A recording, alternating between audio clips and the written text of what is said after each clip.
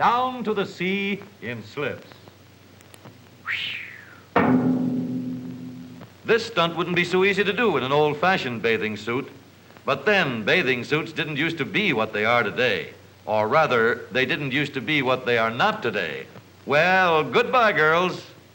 3, 4, 5, 6, 7, 8, 9, 10, 11, 12, 13, 14, not counting the driver.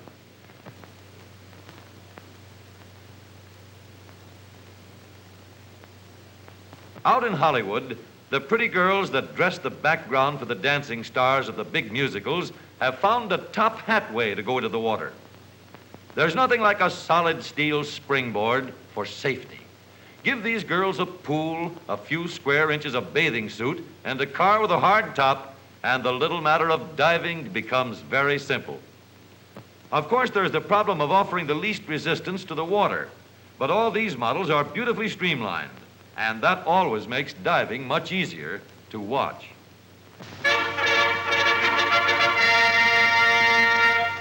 In 1913, Hiram Donor, a carpenter of Quentin, Pennsylvania, bought himself an automobile to use in his business. And for 23 years, Hiram has been using his car in and around Quentin.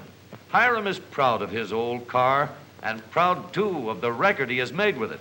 250,000 miles, and he has never had an accident. Over this period of 23 years, he has spent a total of $270 for license plates, $45 for repainting, and guess how much for repairs? Just $25. The car isn't exactly streamlined, but then the driver is always air-cooled in summer and in winter. As a reward for the years of service and the record for safety which Hiram has made, they are presenting him with a new 1936 modern automobile. Mr. and Miss Donor, I want to congratulate you on the marvelous record you made. Thank you. It gives me a great deal of pleasure. I'll present you with the keys for your new 1936 Chevrolet. And I thank you ever so much. I hope you enjoy it. You too, Yeah. Mrs. Donor. Shirleyville. Thank you. I think the new car is lovely. Isn't that enough now? Yeah, I get it. Time has been very kind to Mr. and Mrs. Donor, and the new car should help them to be just as happy as two kids and just as spry.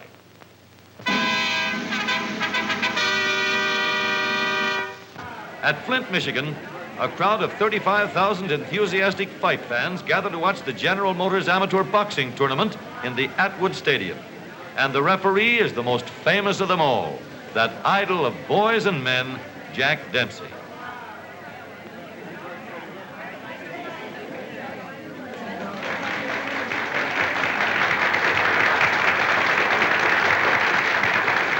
As a preliminary, 2 flea weights prepare to mix it up.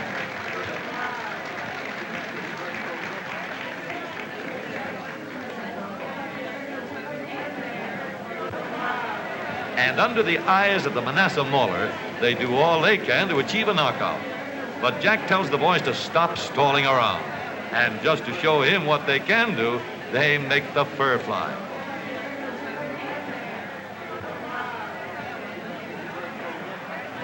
In one of the main bouts, 2 automobile companies are represented by 2 handy-fisted employees.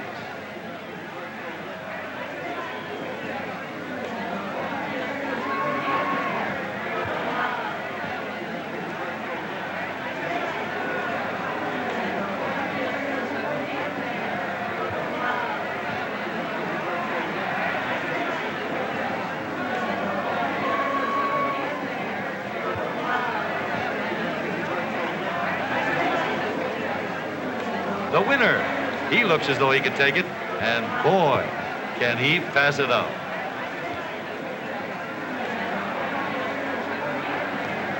In this gentle game of give and take, if the eye isn't quick, the ear becomes cauliflower.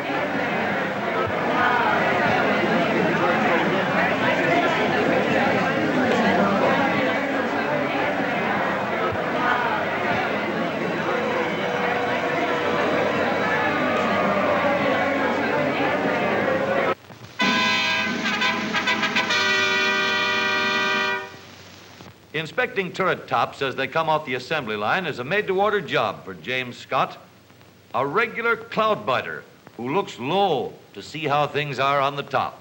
It isn't hard for him to look over a hard top. Starting with these violin cases, size 17, and measuring carefully, we find that Jim is just exactly 7 feet 3 inches tall, although he's only 22 years old. He's inclined to look down on people, but then, what can you expect from that altitude?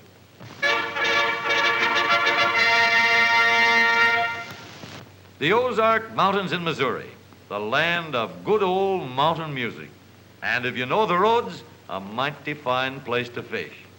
Mr. Ray Bergman, an editor of the Outdoor Life magazine, has a weakness for fishing, and he knows just where to go to find the ones which bite. It's only 2 hops, 4 skips, and a flock of jumps away from town, over a superhighway which leads straight, well, almost straight, to the river. The fish wait patiently for Mr. Bergman, and sometimes Mr. Bergman waits patiently for the fish, but it isn't all waiting. However, up in northern Michigan, they don't always leave their cars on the shore. Say, what kind of a boat do you think you're launching? The smelter running. Every spring in the little streams off the Great Lakes, thousands of these fish get the urge to go places and do things. What they do, nobody cares. But where they go is very important to this man. All smelt who are interested in a ride have been invited to climb into the back seat, if fish can climb. There's plenty of room for all who care to enjoy the comforts of the modern motor car. No hooks, no line, no bait, no waiting. Just close the door, and with any luck at all, you have a load of passengers. It's not very scientific from the Isaac Walton point of view, but then, the man who fishes for smelt doesn't measure his success by the number of fish he gets, but by the pounds. There's no law to limit the catch, and the fisherman may have just as many as he can carry away. Let's see how many of the little fellows were motor-minded. This watertight body brings them back alive. And that is the end of the fish story, and also the end of those fish.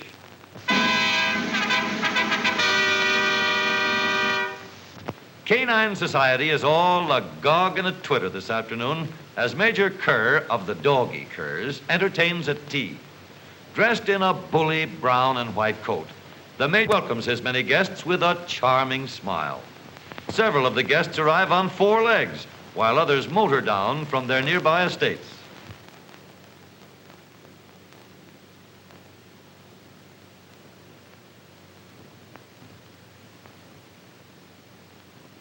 Guards have been placed at all exits to watch for the dog catcher, and the party progresses quickly, but not quietly.